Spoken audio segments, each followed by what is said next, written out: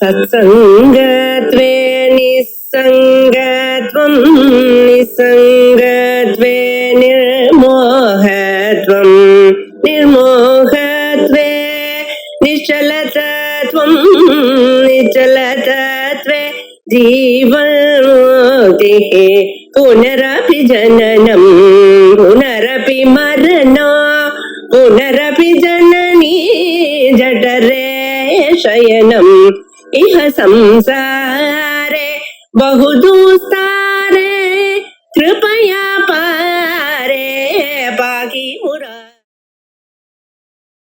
ஸ்ரீ குருभ्यो நமः.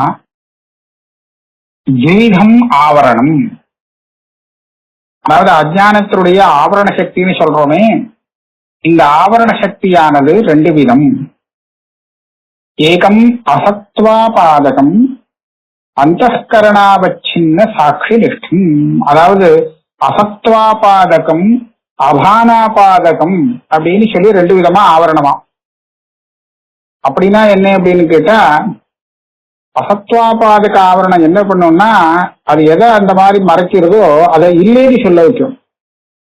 அப்படியா, அப்படிலாம் கிடையவே கிடையாது அப்படின்னு சொல்ல வைக்கும். இதுதான் இருக்கிற வஸ்துவை இல்லே சொல்லும்படியா பண்ணும்.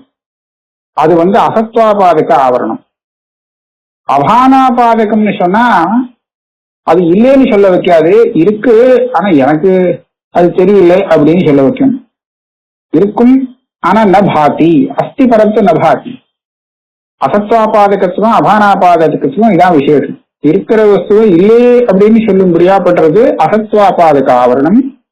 இருக்கு இருந்தாலும் எனக்கு தெரியல அப்படின்னு சொல்றது இது அபானாபாதக ஆவரணம். இந்த மாதிரி ரெண்டு விதமான ஆவரணம் அஜ்ஞானத்துக்கு உண்டு. அதுல அசத்வாபாதக ஆவரணம் எங்க இருக்கு கேட்டா, அந்தஸ்கரணாவச்சின்ன சாட்சி நிஷ்டம். இது விஷயாவச்சின்ன சைத்தன்யத்துல இல்ல, இந்த பிரமாத்தா இருக்கானோ இல்லையோ, பிரமாத்தாவுக்கு உபாதியா ஒரு அந்தஸ்கரணம் இருக்கோ இல்லையோ, அந்த அந்தஸ்கரணாவச்சின்னமான சாட்சியிலே இந்த ஆவரணம் இருக்கு. இந்த ஆவரணம் அசத்வாபாதக ஆவரணம். சரி, அந்நத்து அபானாபாதகம் விஷயாவச்சின்ன பிரம்ம சைத்தன்ய நிஷ்டம். இந்த அபானாபாதக ஆவரணம் எங்க இருக்குன்னு கேட்டா, எந்த விஷயத்தை பார்க்கணுமோ அந்த விஷயாவச்சின்னமா பிரம்ம சைத்தன்யம் இருக்கும் இல்லையா, அந்த சைத்தன்யத்துல அபானாபாதக ஆவரணம் இருக்கு. இப்ப இந்த ஆவரண நிவர்த்தி ஆச்சுன்னா, அசத்வாபாதக ஆவரண நிவர்த்தி ஆச்சுன்னா அப்போ இல்லேன்னு சொல்றது விட்டு போகும், இருக்கு அப்படின்னு தெரிஞ்சிடும்.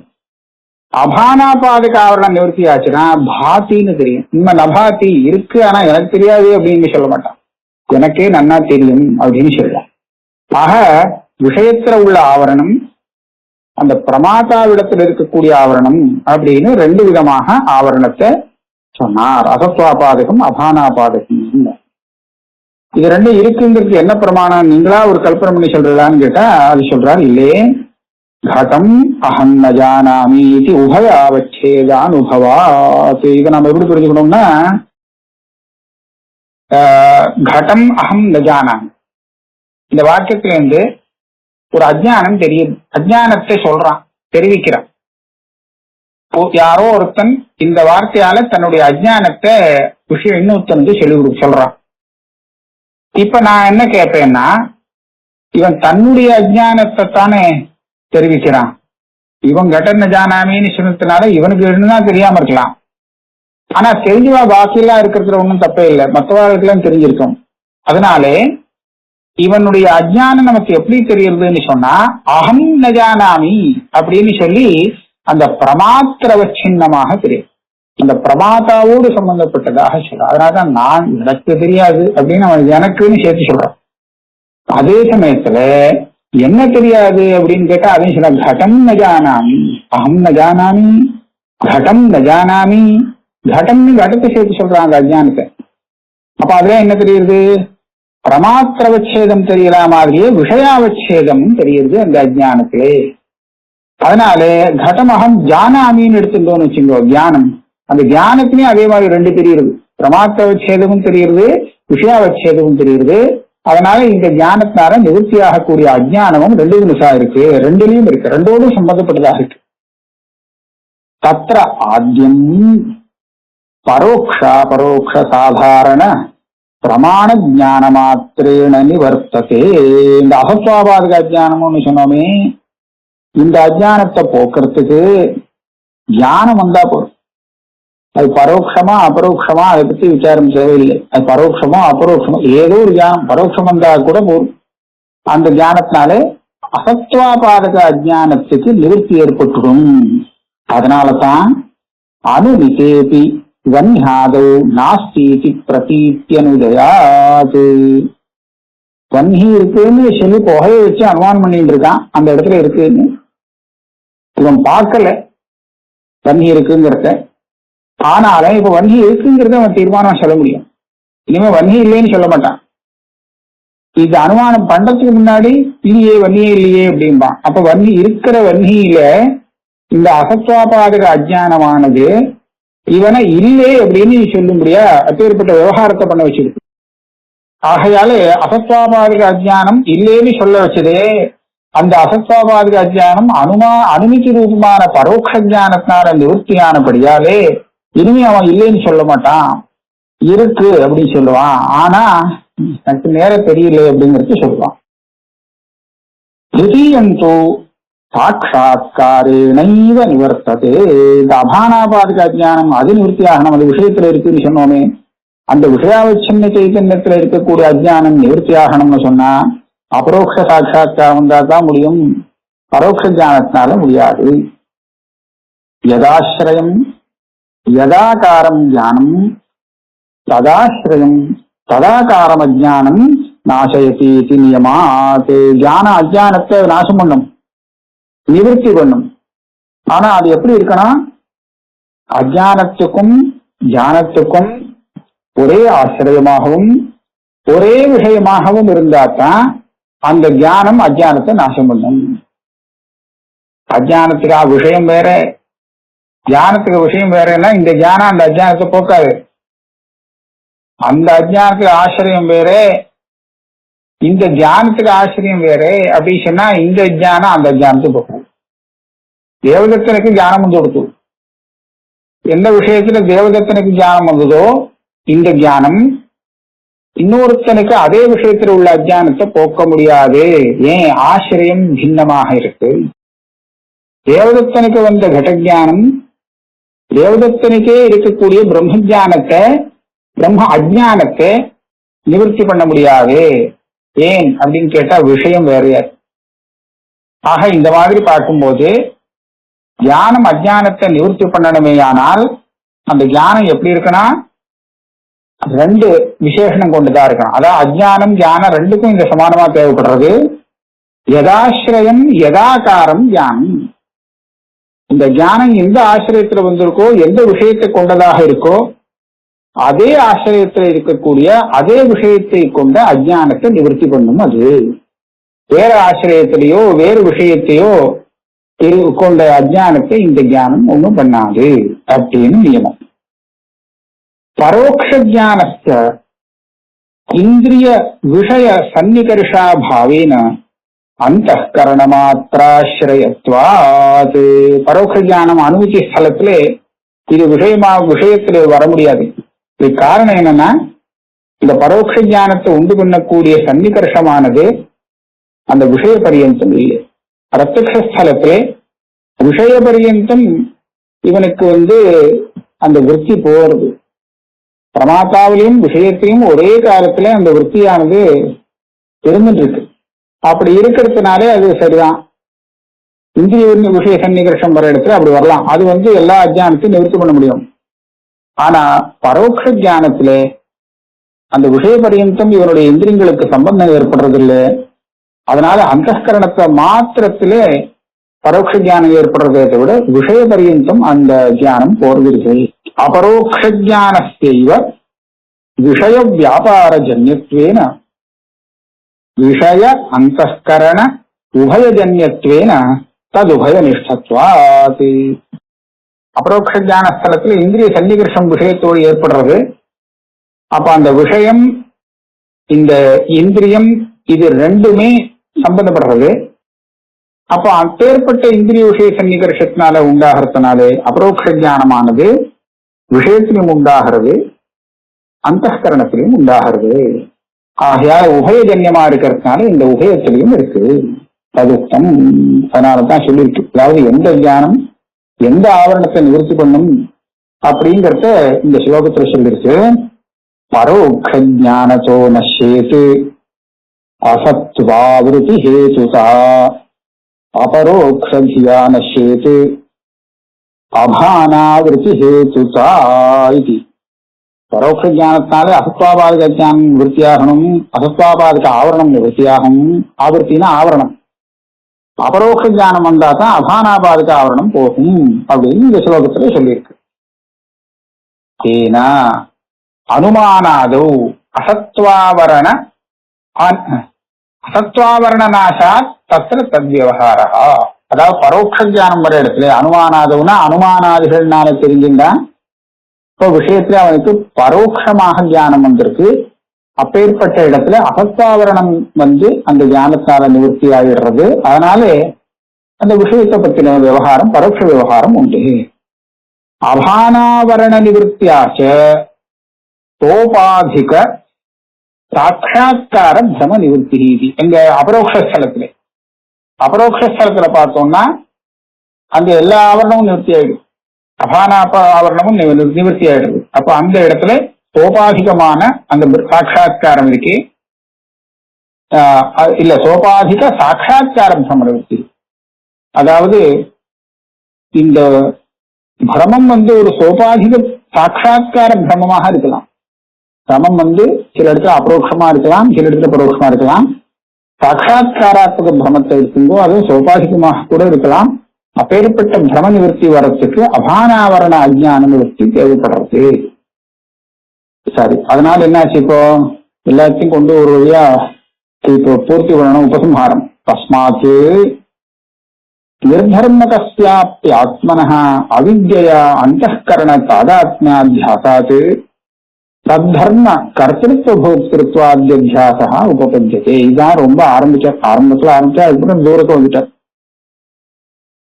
அதாவது ஆத்மா நிர்தர்மகா, தர்மம் இல்லாததுதான், நிர்தர்மகம்தான்.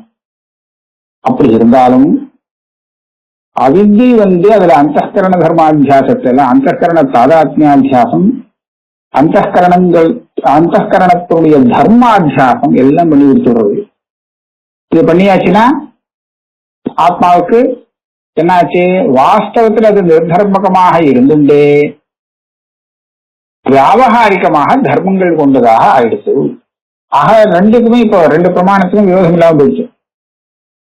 இப்போ ஒரு கேள்வி, நானும் ஸ்வன்மதே அனிர்வச்சனீயக்ஷாதி அபியுபகமாத் ஏ கர்த்திருவாதய அந்தःகரண தர்மாக ஆத்மனி அத்தியஸ்யந்தே தே அனிர்வச்சனீயா தத்ர உற்பத்தியந்தே இது வாச்சியம் சொல்லியாள். பாரு, நீ பிரமஸ்தலத்துல அனிர்வச்சனீய க்ஷாத்திய வச்சுருச்சு.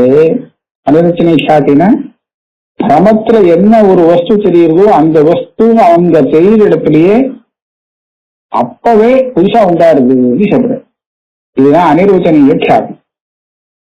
அப்படியானால் ஆத்மாவில கர்த்திருவம் போக்திருத்துவம் தெரியுறதே, உண்மையில இந்த கர்த்திருவம் போக்திருத்துவம் ஆத்மாவில அத்தியாசம் செய்யப்பட்டது அப்படின்னு சொன்னால் அது உண்மையில எங்க இருக்கு, நிஜமா இருக்கிற இடம் எது? அகங்காரத்திலே இது ஏதாவது சொல்லியாங்க.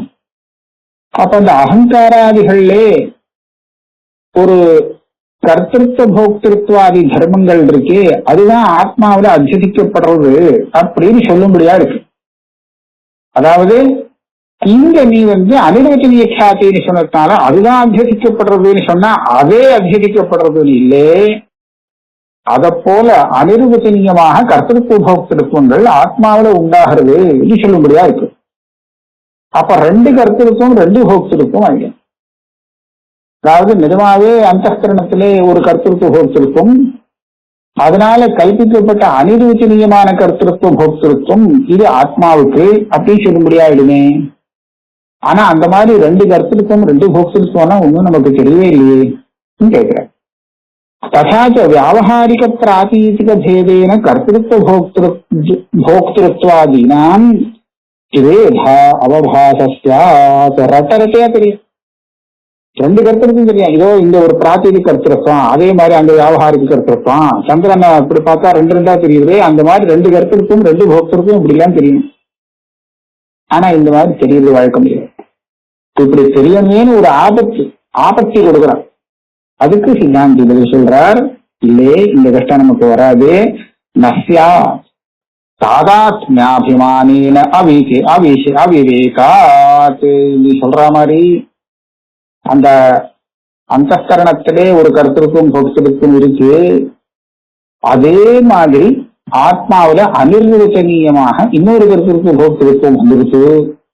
நிஜமா ரெண்டையும் சேர்த்து பார்த்தோம்னா இப்ப ரெண்டு கருத்திற்கும் ரெண்டு போக்திருக்கும்னு தான் சொல்ல வேண்டியிருக்கும்.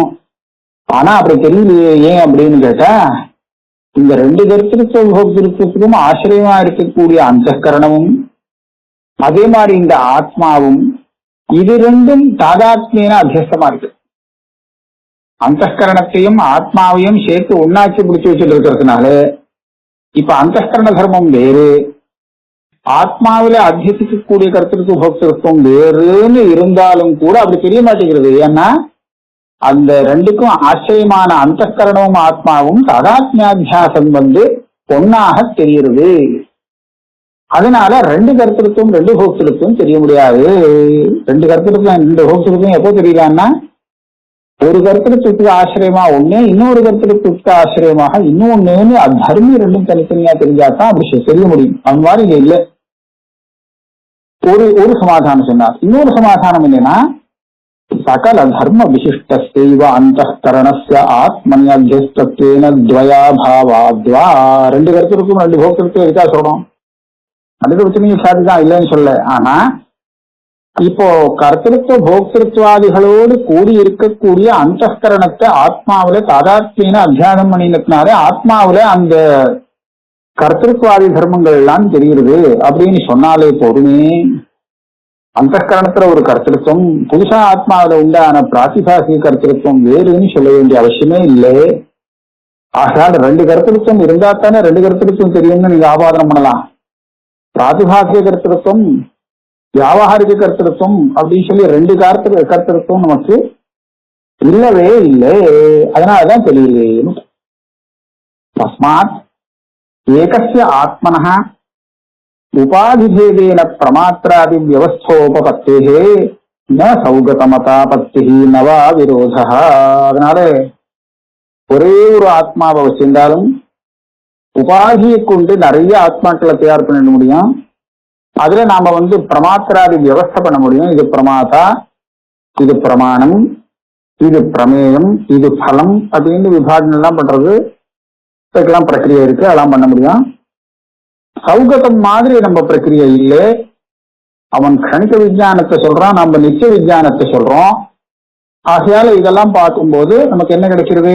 சௌகதமதாபத்தி ந சௌகதமதாபத்தி. பௌத்த மதத்தை அனுசரித்து வேதாந்தி போய்தான் அப்படிங்கிற ஆட்சேபத்துக்கு இடமில்லை. நவா விரோதா. நவா விரோதான்னு சொன்னா இந்த இப்ப சொன்னோமே ரெண்டு கருத்திற்கும் தெரியணும் அப்படின்னு, ரெண்டு கருத்திற்கும் தெரியலையே. உன்னுடைய சித்தாந்தப்படி அங்க வரணுமே, அங்க ஒரு கருத்திற்கும் இங்க ஒரு கருத்திற்கும் அப்படி எல்லாம் கேட்டாலே அந்த விரோதங்கள் எல்லாமும் எல்லாத்துக்கும் பரிகாரம் சொல்லியாச்சு. விரோதம் இல்லை. அந்யாக அபி வியவஸ்தாக ஸ்பஷ்டதரம் உபரிஷ்டாத் உபபாதயிஷ்யந்தே.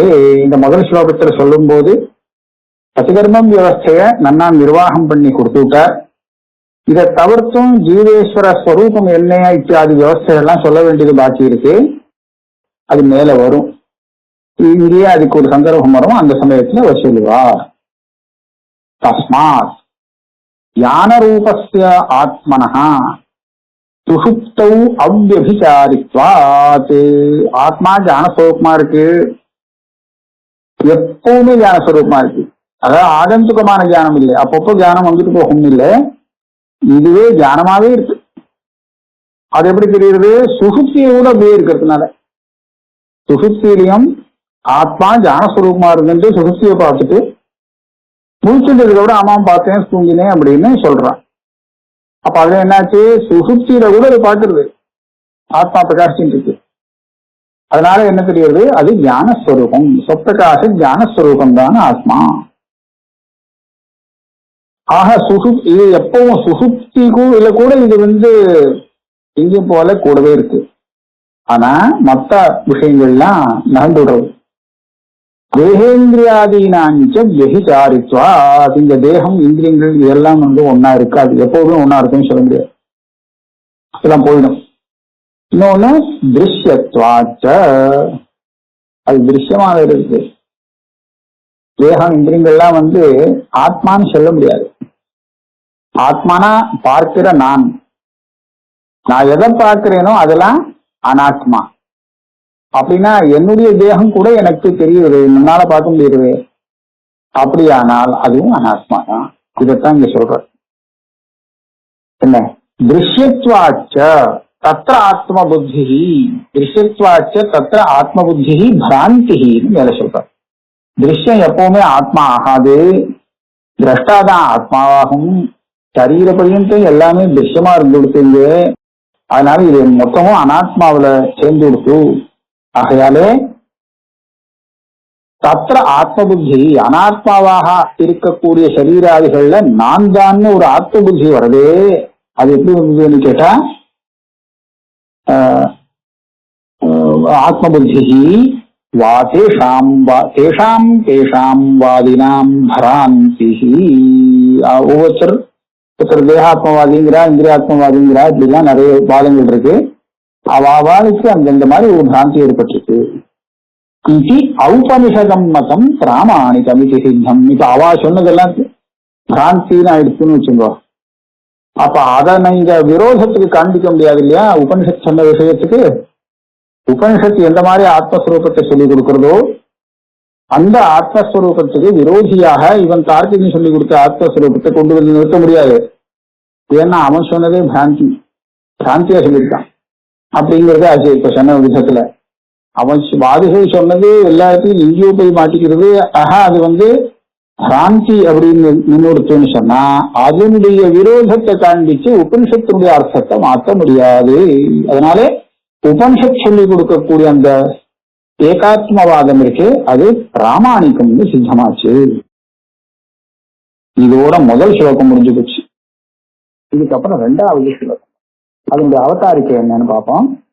யாதிருக்க மேல் கொண்டு சொல்லக்கூடிய ஒரு சந்தேகம் வரலாம், ஒரு ஆசங்கை வரலாம். என்ன ஆசங்கை? ஆத்மனோ நிர்தர்மகத்தே, இங்க சொன்னபடி ஆத்மாவில எந்த தர்மமும் கிடையாது, அது நிர்தர்மகம். அப்படியானால் பிரமாத்திராதி விவகாரத்தை அத்தியாச மூலத்தேனா, ஆத்மாவில ஒரு தர்மமும் இல்லைன்னு சொன்னா, நாம் பிரமாத்தா எனக்குதான் ஞானம் வருது, அஜ்ஞானம் போச்சு எல்லாம் சொல்றானே, இதெல்லாம் சொன்னா அதெல்லாம் அத்தியாசம்னு சொல்லிட்டு அத்தியாச மூலம். இந்த அத்தியாச மூலம்னு சொன்னா நான் பிராமணன் அப்படின்னு சொல்றது சுத்தராம் அது அத்தியாசம் தான். இப்படி சொல்லிட்டேன்னா பிராமணோ யஜேத இத்தேவமாதீனாம் சாஸ்திராணாம் அப்பிராமான்ய பிரசங்கா, சாஸ்திரத்தையும் சேர்த்து அப்பிராமான்யம் வந்துருமே. ஏன்னா அது பிராமணம் யஜேதன்னு சொல்லிட்டு பிராமணன் சொல்லி யாரு சொல்றது? எவன் தன் சரீரத்தை பார்த்து அவன் பிராமணன் அப்படின்னு தன்னை சொல்லிக்கிறானோ அவன். ஆக சரீரத்துல ஆத்மபாவம் உள்ளவன் பார்த்துதான் சொல்லுது. அவன் தன்னை பிராமணன் சொல்லிக்கிறான்னு சொல்லி இதுவும் அது பிராமணன் சொல்லி எடுத்துக்கிறது சிறுத்தையும். ஆனா இது நியாயமா சரியில்லையே.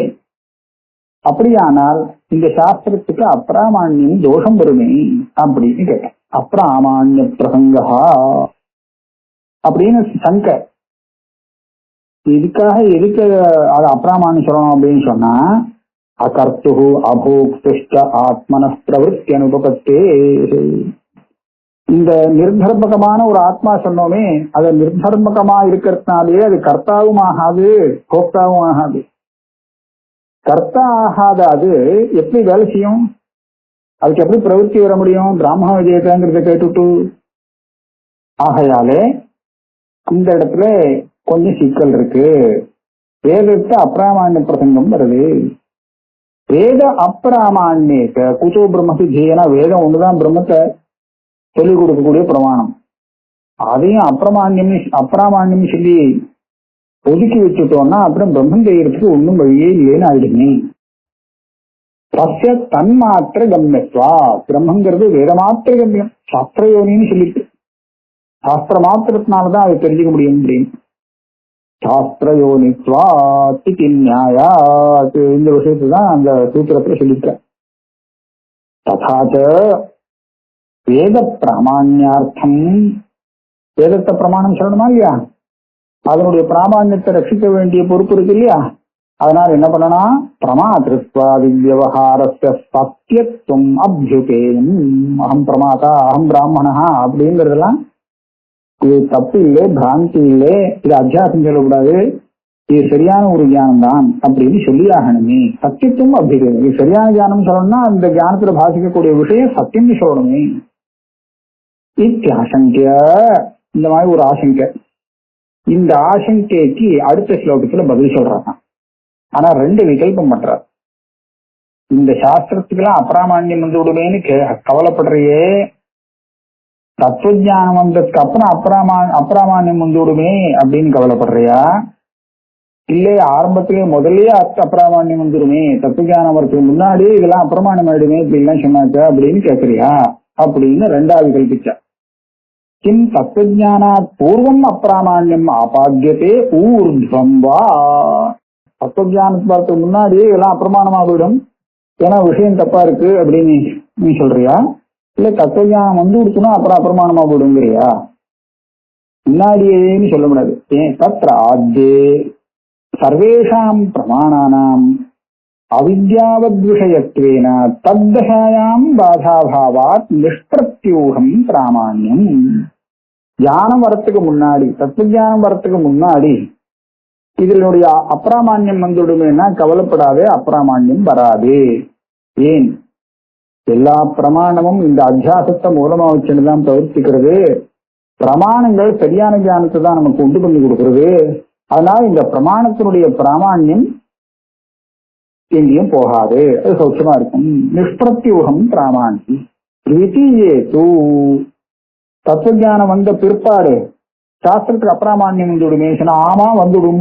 திசியேதோ இஷ்டாபத்திரேவ இத்யாக. தத்துவஞானம் வந்ததுக்கு அப்புறம் சாஸ்திரம் தேவைப்படாது. இதைத்தான் சொல்றார். நவர்ணாக ந வர்ணாசிரமாச்சார தர்மாக நமே தாரணா தியான யோகாதயோபி அநாத்மாஸ்ரயாஹம் மமாத்தியாசஹானாத் ததேகோ வசிஷ்டः சிவः கேவலோஹம். அதாவது எனக்கு வர்ணங்கள் இல்லை, அதே மாதிரி ஆசிரமாதிகள் இல்லை, ஆச்சார தர்மங்கள்லாம் இல்லை, யோகசாஸ்திரத்துல சொன்ன தாரணா தியான யோகாதிகள்லாம் இல்லை. ஏன்னா அதெல்லாம் எதுக்கு இருக்குமோ அதை நான் விட்டுட்டேன். அனாத்மாஸ்ரயா அகம் அவாத்தியாசஹானா. அகம் அவாத்தியாசம் இந்த சரீரத்துல இருக்குன்னா அது இருந்தா தான் இதெல்லாம் வர முடியும். வர்ண தர்மம் என்ன, ஆச்சார தர்மம் எல்லாம் வரும். அது அப்ப நீ என்னவா இருக்கேன்னு கேட்டா ததே கோபசிஷ்ட சிவ கேவலோகம். இதுதான் எல்லா ஸ்லோகத்திலும் வருது. இதெல்லாம் வந்ததெல்லாம் போனதுக்கு அப்புறம் எது பாக்கி இருக்குமோ அவசிஷ்டம் அந்த சிவ கேவலகா ஆகும். சிவஸ்வரூபமான அந்த ஆத்மாதான் நான் அப்படின்னு. வர்ணாக பிராமணத்வாதய. வர்ண சப்தத்தினாலே நான் சத்வார வர்ணாக சொல்றோம் இல்லையா, 4 வர்ணங்கள் பிராமண கஷத்திரியா அப்படி ஆரம்பிச்சு அந்த வர்ணங்களை எடுத்துக்க வேண்டியது. அது எனக்கு இல்லை. எனக்கு இல்லைன்னா என்னுடைய சரீரத்துக்கு இருக்கலாம், இந்த சரீரம் பிராமண சரீரமா இருக்கலாம், ஆனா ஆத்மாவுக்கு அந்த பிராமணியம் கிடையாது. ஆசிரமாக பிரம்மச்சரியாதய. ஆசிரமம்னா பிரம்மச்சாரி, கிரகஸ்தன், வானப்பிரஸ்தன், சன்னியாசின்னு 4 விதமா சொல்றோம் இல்லையா, இது ஆசிரமம்னு பேரு. தர்மாக பிரம்மச்சரிய குரு சேவாதய. இல்ல ஆச்சாராக, ஆச்சாராக இல்லையா, வர்ணாசிரமாச்சார தர்ம. ஆச்சார ஸ்நான சௌச்சாதய. நம்ம ஆச்சாரமா இருக்கணும்னு சொல்றோமே, ஸ்நானம் நல்ல சுச்சியா இருக்கிறது, இதெல்லாம் ஆச்சாரம். அதுவும் எனக்கு கிடையாது, என்ன சேர்ந்தது இல்லை. தர்மாக பிரம்மச்சரிய குரு சேவாதயா. பிரம்மச்சாரியா இருந்தா பிரம்மச்சரியத்தோட இருக்கணும், குரு சேவை பண்ணணும், இப்படி எல்லாம் தர்மங்கள் இருக்கு. அது எல்லாமே பிரம்மச்சாரியா இருக்கிறது அந்த சரீரத்துக்கு தான். அத்த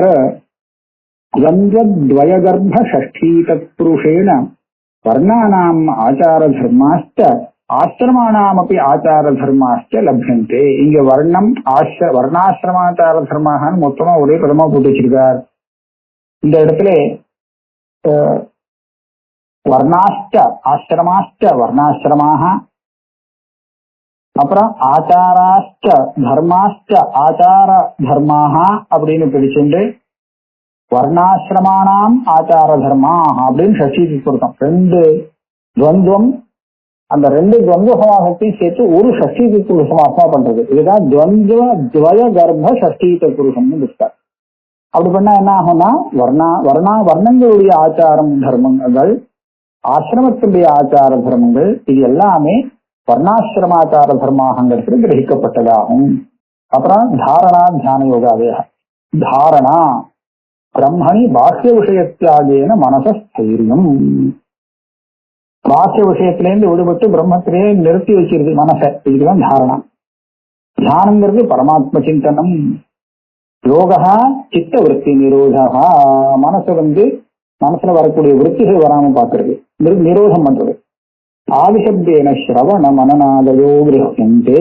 அதையும் விட வேண்டாம், அதையும் சேர்த்து விடுவான். சிரவணம் மன்னன் வித்யாசனம் இது எதுவுமே எனக்கு கிடையாது. ஏன்? தியானோத்தரம். நம்ம தியானத்துக்கு முன்னாடி இல்லை, தியானத்துக்கு முன்னாடி இது எல்லாமே வேணும். ஆச்சாரம் வேண்டாம், சௌச்சம் வேண்டாம்னு சொல்லக்கூடாது, எல்லாம் வேணும். ஆனா தியானோத்தர காலத்துல தானே இப்ப சொல்ற திடீயத்து இஷ்டாபத்தின்னு தியானம் வந்துச்சு பிற்பாடு இதெல்லாம் வேணுமானா வேணும்னு இல்லை, இருக்கவே இருக்க. சர்வேஷாம் தியானோத்தர காலே அசத்வே ஹேதுமாக அனாத்மாஸ்ரயாஹம் மமாத்யாதஹானாத். இதெல்லாம் எப்படி எனக்கு வந்து சேர்ந்தது? இந்த அனாத்மாவோட ஆத்மாவுக்கு வரக்கூடிய அத்தியாசத்தினாலதானே வந்தது. அந்த அத்தியாசம் ஞானம் வந்ததுனால நிவர்த்தி எடுத்துச்சுன்னா அதுக்கப்புறம் இதெல்லாம் எனக்கு எப்படி வந்து சேரும்? அனாத்மா ஆத்ம விரோதினி அவித்யா. இந்த அவித்யாலே ததாஸ்ரயா ததுபாதானா, அவித்யை காரணமாக கொண்ட அகங்காரா அகங்கார மமகாராதி அத்தியாச. அகங்காரம் என்ன மமகாரம் என்ன இப்படிலாம் ஒரு அத்தியாசம் இருக்கே. தஸ்ய மூலஸ்யாபி தத்துவஞானேன, அதுவும் அதனுடைய மூலம் என்ற அவித்யை இருக்கோ அதுவும் ரெண்டும் சேர்ந்து தத்துவஞானத்தினால நிவர்த்தி ஆயிடுச்சு. அதனாலே இந்த அத்தியாச பிரயுக்தமான தற்பிரயுக்த வர்ண ஆசிரமாதி விவகாரோ நாஸ்தி. வர்ணம் ஆசிரம் போக்குவரத்து எதுவுமே எனக்கு கிடையாது. 2வது ஸ்லோகமும் முடிஞ்சிருச்சு. பாக்கி உள்ளதை அடுத்த கிளாஸ்ல பார்க்க.